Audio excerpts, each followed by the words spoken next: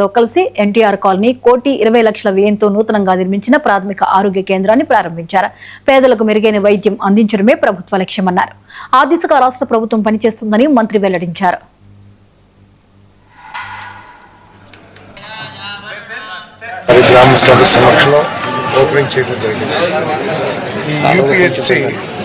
ఇక్కడ ఈ ప్రాంతంలో ప్రత్యేకంగా ఎన్టీఆర్ పిఎంఏ కాలనీలో ప్రజలకు కానివ్వండి, ఆ కాలనీ పాడిసన్పేట కాలనీ వాసులకు కానీ అందరికీ కూడా చాలా ఉపయోగకరంగా ఉంటుందని చెప్పేసి మనం చేస్తాం.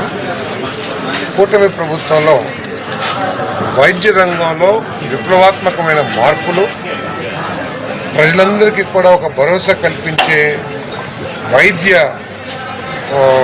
దీని రికార్డ్స్ని కూడా ఏర్పాటు చేయబోతుందని చెప్పేసి మనం చేస్తాం.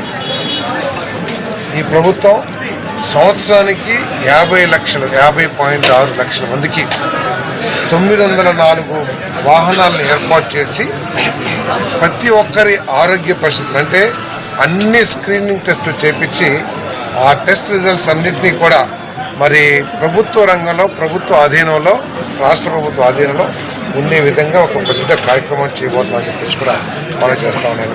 అదేవిధంగా సంజీవిని ప్రోగ్రాం కింద ఈ విధంగా సేకరించిన స్క్రీనింగ్ టెస్ట్ కానివ్వండి, ఈ టెస్టులన్నింటినీ పెట్టి మన రాష్ట్ర ప్రజానీకం ఎక్కడికి వెళ్ళినా కూడా చిటికెన వేలుతో వారికి సంబంధించిన హెల్త్ రికార్డ్స్ అన్నింటినీ కూడా అప్పటికప్పుడు స్క్రీన్ మీద చూసి వారికి ఉన్న వైద్య సమస్యను పరిష్కరిస్తారు.